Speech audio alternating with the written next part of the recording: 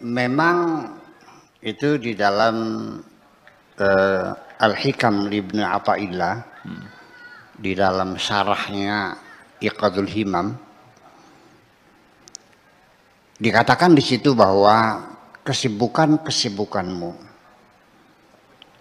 apakah kesibukan fisik dengan bekerja, banting tulang, peras keringat, jungkir malik, kepala jadi kaki, kaki jadi kepala, siang jadi malam, menjadi siang, ataupun juga kesibukan batin kamu dengan kerisauan, kegelisahan, ketakutan, kesedihan dan sebagainya, itu semuanya membuat dirimu terkapar. Engkau dalam ruang hampa dan sulit engkau akan menemukan Tuhanmu karena terlalu banyak kesibukan-kesibukannya itu. Makanya jangan sampaikan ada ruang-ruang hampa itu, supaya kita sibukkan semuanya adalah dengan pengabdian kita kepada Allah Subhanahu wa Ta'ala. Jangan ada ruang-ruang kosong di dalam diri kita ini, karena sangat berbahaya sekali ruang-ruang kosong itu. Di dalam Al-Quran sendiri dikatakan, wa idza faragta fansab. Kalaupun sudah selesai kau bekerja, fansab, bekerja lebih keras lagi. Jangan dikira setelah selesai kita nikmatin, tidak, kita bekerja lebih keras lagi. Kata Imam Syafi'i, fa innal ladzal 'aishi fin nasbi. Lezatnya kehidupan adalah ketika kita bekerja keras. Ya. Nah, kerja keras ini bukan kerja keras kesibukan mencari dunia, tapi juga diisi dengan pengabdian kita kepada Allah Subhanahu wa Ta'ala. Hampir semua orang kalau ditanya tujuannya bahagia, ngomong sih benar. Hampir semua orang, kamu hidup mencari apa? Dulunya bahagia, saya mencari bahagia. Jawabnya sama, hebat jawaban semua, bahagia. Tetapi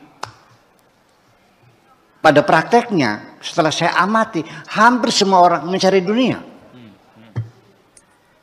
Ya, sampai kesehatan sendiri dikorbankan untuk mencari harta.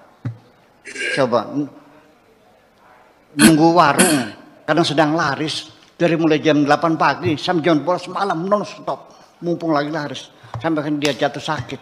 Setelah sakit uangnya dihabiskan buat berobat lagi.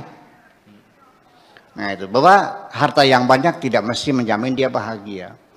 Jadi akhirnya bahwa sesuai dengan proposal awal ya yang telah disampaikan oleh Tuhan, wa ma khalaqtul jinna wal insa illa liya'budun. Bahwa aku tidak mencipta jin dan manusia kecuali untuk mengabdi. Illa liya'budun, untuk mengabdi. Jangan menyembah ya. Allah bukan sesembahan. Tapi kita mengabdi kepada Allah. Jadi artinya bahwa kalimat ini, wa ma khalaqtul jinna, dan aku tidak mencipta jin, wal insa, dan manusia, illa, kecuali liya'budun, supaya mereka mengabdi kepadaku. Ini kalimat bahasa Indonesianya adalah bukan Allah tidak mencipta, tetapi Allah menetapkan bahwa ciptaannya itu ya tidak lain ya secara eksklusif semata-mata hanya untuk mereka mengabdi kepadaku.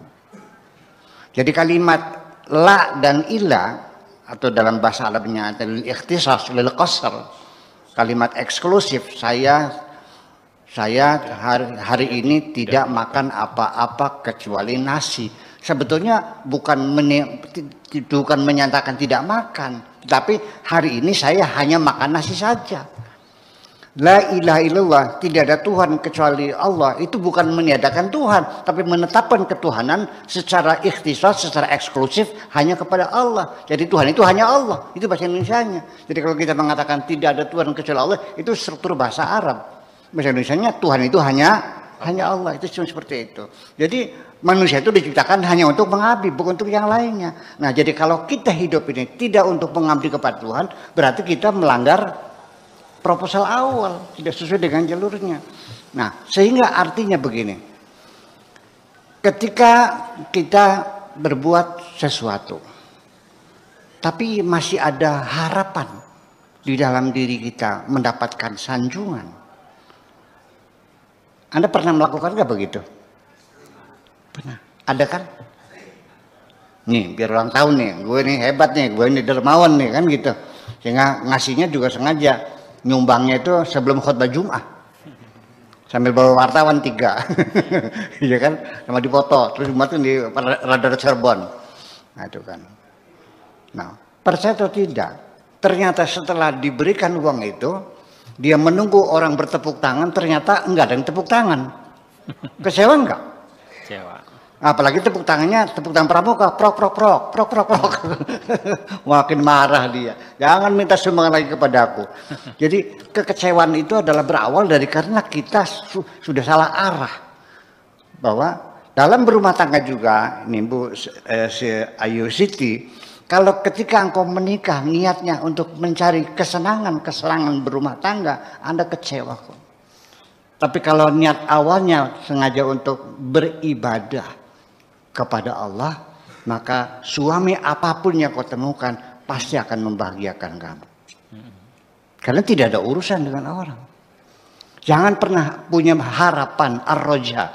Ketika Anda berharap dari siapapun, Anda selalu kecewa.